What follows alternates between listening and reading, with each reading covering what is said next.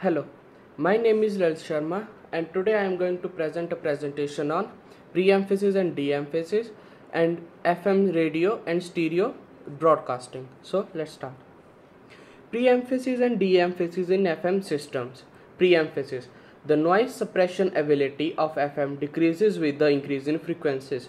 इसका मतलब ये है कि जैसे आपका कोई FM सिग्नल है जिसको आपने ट्रांसमिट करना है, तो जैसे उसकी फ्रीक्वेंसी इंक्रीज करेगी, अगर वो हाई फ्रीक्वेंसी सिग्नल है तो उसकी जो नॉइज सप्रेशन एबिलिटी है, यानी कि जो अनवांटेड इंफॉर्मेशन और सिग्नल को मिक्सअप करने की जो एबिलिटी है वो कम हो जाती है। कि इस सिग्नल में, हाई फ्रीक्वेंसी एफएम सिग्नल में आपके अनवांटेड सिग्नल्स काफ़ी ज़्यादा आ सकते हैं। This increasing the relative strength of the high frequency components of the message signal before modulation is termed as pre emphasis. तो रिलेटिव एम्पलीट्यूड इंक्रीज करने की जो एबिलिटी होती है हाई फ्रीक्वेंसी कंपोनेंट, अब ये जो नॉइस है ये आपकी आएगी हाई फ्रीक्वेंसी सिग्नल में, तो जो आपके मैसेज के हाई फ्रीक्वेंसी कंपोनेंट्स हैं हम उनमें जो है वो उनका एम्पलीट्यूड इंक्रीज कर देंगे, relative amplitude with respect to other signal, so that कि उसमें जो है वो अनवांटेड नॉइस और सिग्नल ना आए, और उस प्रोसेस को हम क्या देते हैं, प्री एम्फेसिस। द सर्किट, ये नीचे सर्किट दिखाया गया है प्री एम्फेसिस का। A filter that artificially emphasizes the high frequency component of a signal prior to modulation. ये प्री एम्फेसिस जो है वो आपकी मॉड्यूलेशन से पहले की जाती है। Noise can interfere with an FM signal and particularly with high frequency components of a modulating signal।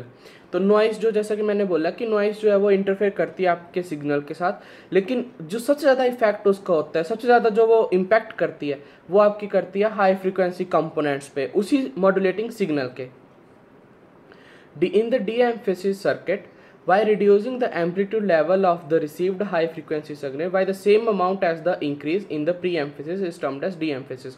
तो de-emphasis में कुछ नहीं है, जैसा मान लीजिए आपने किसी की जो रिलेटिव एम्पलीट्यूड है उसको इंक्रीज कर दिया बाय अ फैक्टर ऑफ 10, तो जब आप उसको रिसीवर एंड पे लेके आएंगे उस मैसेज को, जब वो रिसीवर एंड पे रिसीव होगा तब आपको उसको डीमॉड्यूलेट करने से पहले ही उसको आपको रिड्यूस करना पड़ेगा बाय द फैक्टर ऑफ 10। उस प्रोसेस को हम क्या देते हैं, डी एम्फेसिस, ताकि हमें सिर्फ वही मैसेज और सिग्नल रिसीव हो जो कि हमने ट्रांसमिट किया था।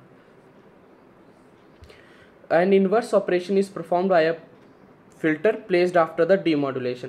तो डीमॉड्यूलेशन के बाद जो है वो एक इनवर्स ऑपरेशन होता है। Inverse operation in respect to the operation operated at transmitting end, जो कि हमारी प्री एम्फेसिस है, उसका रिवर्स ऑपरेशन परफॉर्म होता है।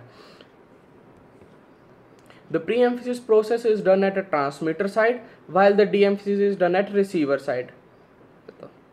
Thus a high frequency modulating signal is emphasized in amplitude in transmitter before modulation। तो होता क्या है कि जब हम प्री एम्फेसिस कर देंगे तो जो है वो एक हाई फ्रीक्वेंसी मॉड्यूलेटिंग सिग्नल होगा, वो बूस्ट कर जाएगा एम्पलीट्यूड में ट्रांसमीटर साइड में, और उसी बूस्ट को कंपनसेट करने के लिए हम उसको डी एम्फेसाइज कर देंगे रिसीवर साइड पे। The de emphasis process ensure that the high frequencies are return to their original relative level before amplification. Pre emphasis circuit is a high pass filter which allows high frequencies to pass, whereas de-emphasis circuit is a low pass filter which requires only low frequencies to pass। Effect of pre-emphasis and de-emphasis filters cancel each other।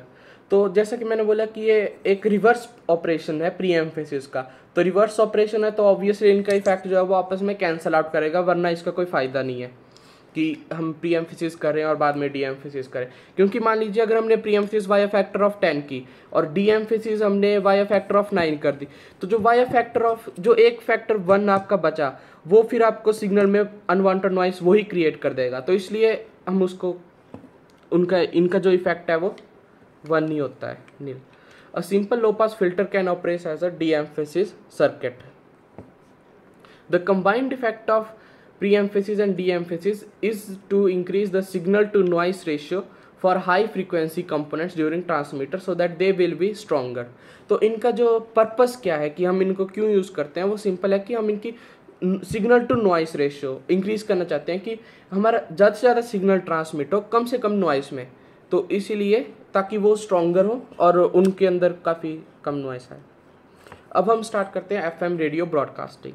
FM radio broadcasting जो है वो use किस लिए होती है? FM radio broadcasting is used for transmitting voice and music signal.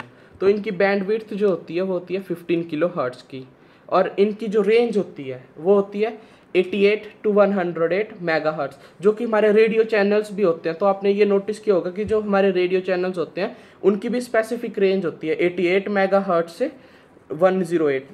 For example 92.7, ये सारे जो हैं आपके जितने भी रेडियो चैनल्स हैं उन सब का जो फ्रीक्वेंसी रेंज होगी वो इसी के अंदर होगी, 88 to 108 के बीच में।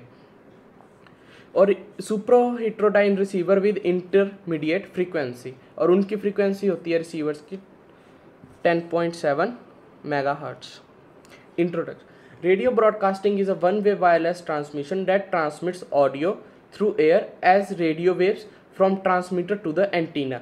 रेडियो ब्रॉडकास्टिंग जो है वो वन वे वायरलेस ट्रांसमिशन है। जैसे रेडियो चैनल्स हैं तो आप सेम रेडियो जिस डिवाइस में आप जैसे आप रेडियो सुन रहे हैं तो आप उस रेडियो से सेम कैरियर के थ्रू आप उसको सिग्नल को वापस नहीं भेज सकते या फिर अपना कोई मैसेज रिसीव नहीं कर सकते। ये वन वे ट्रांसमिशन है कि सिर्फ आपको मैसेज रिसीव होगा, ये सिर्फ एक रिसीवर की तरह काम करेगा एट ए टाइम, ये आप वापस नहीं भेज सकते तो, या फिर कोई अपना और मैसेज नहीं भेज सकते। Broadcasting of radio take several form including FM and AM station. तो ब्रॉडकास्टिंग ऑफ रेडियो काफ़ी चैनल्स पे वो होती है, जैसे एएम स्टेशन होते हैं, एफएम, तो अभी हम यहाँ पे एफएम की बात करेंगे। FM transmits information that is sound, क्योंकि रेडियो में मोस्टली साउंड ही जाती है, sound by varying the frequency of wave while amplitude remains constant. AM works by modulating the amplitude of the signal while frequency remains constant. तो FM means frequency modulation, AM means amplitude modulation.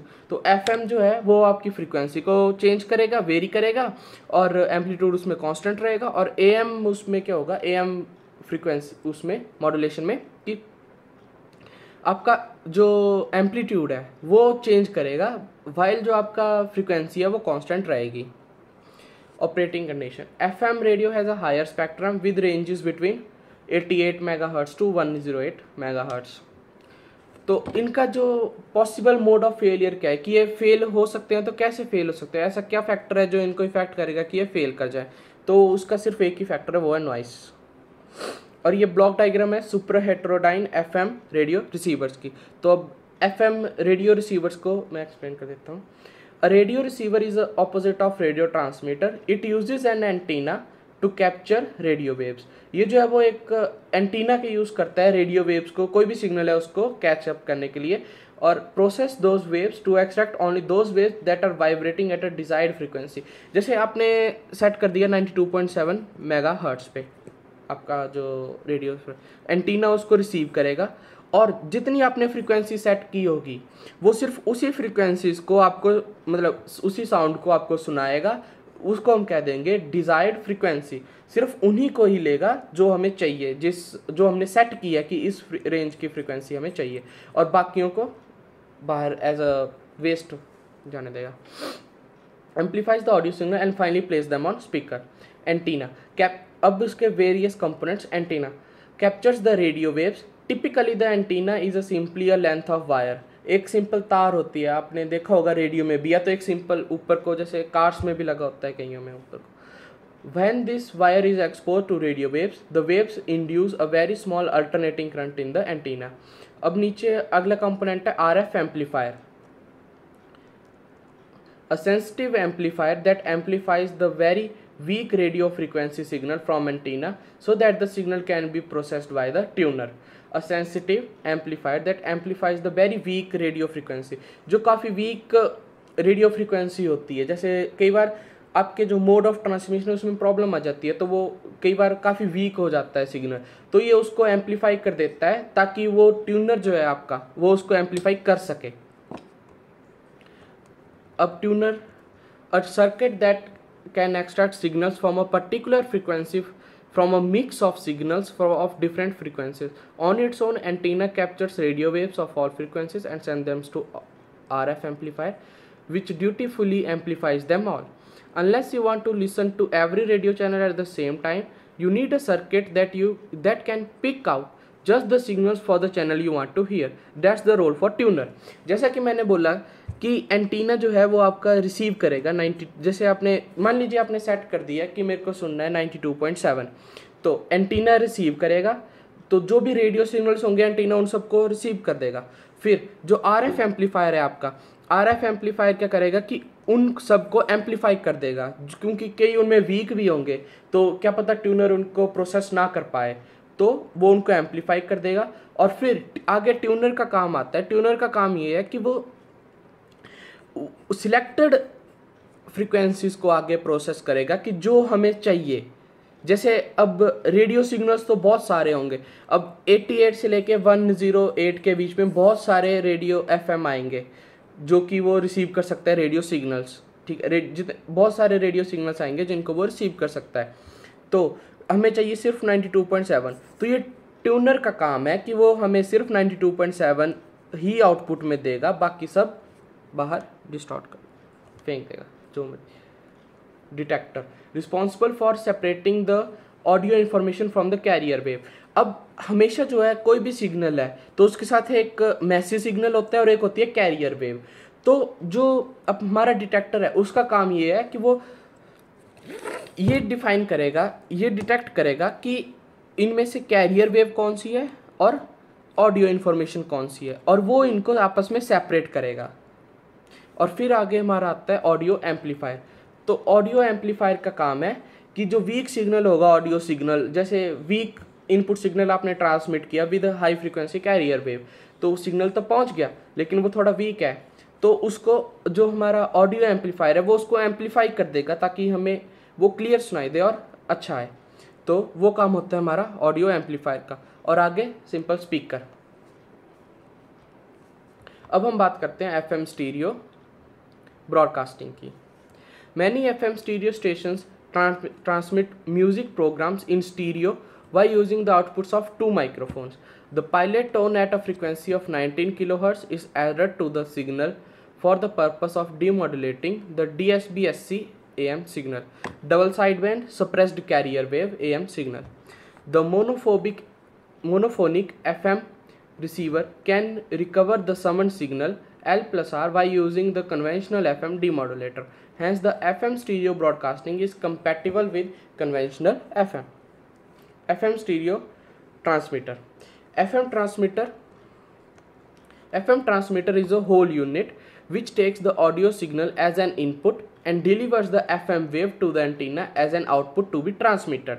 तो FM इसमें क्या होता है transmitter में कि audio signal को as a input लेगा और उसको फिर उस एफएम वेव को वो एंटीना में ट्रांसफ़र कर देगा as an output to be transmitted, ठीक है। The block diagram of FM transmitter is shown in the following figure, जो कि ये नीचे दी गई है।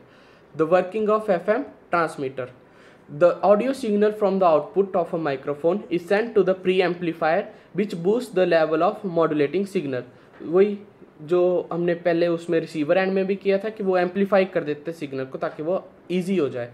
This signal is then pass to high pass filter which act as a pre emphasis network to filter out noise and improve the signal to noise ratio.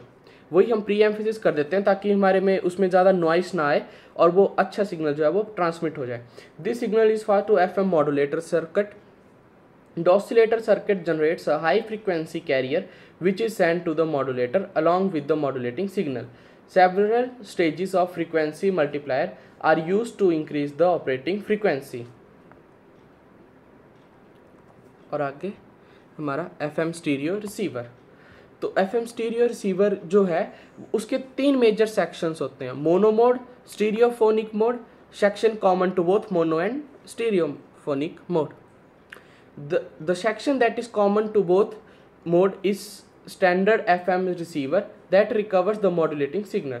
The output signal is routed to the remaining 2 sections. The output consists of both of the left and right channel marked as L plus R in the figure. This output is applied to the mono section and the speaker produces audio signals monophonic mode. The stereo section is more complicated.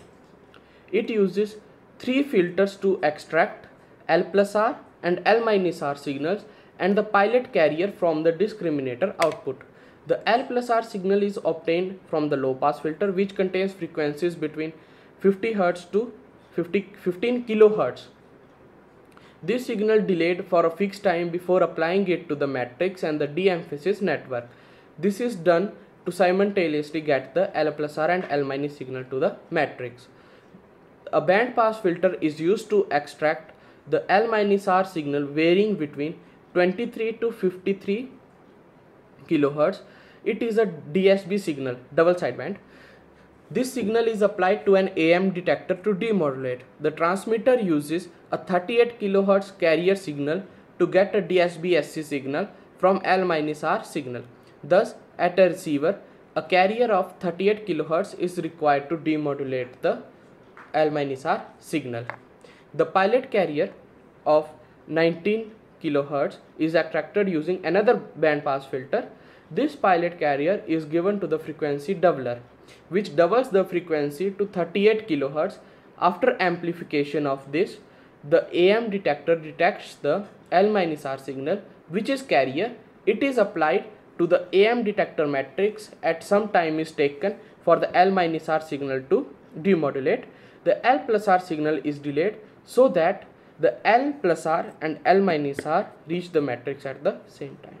So this was the working of FM stereo transmitter and receiver. So thank you.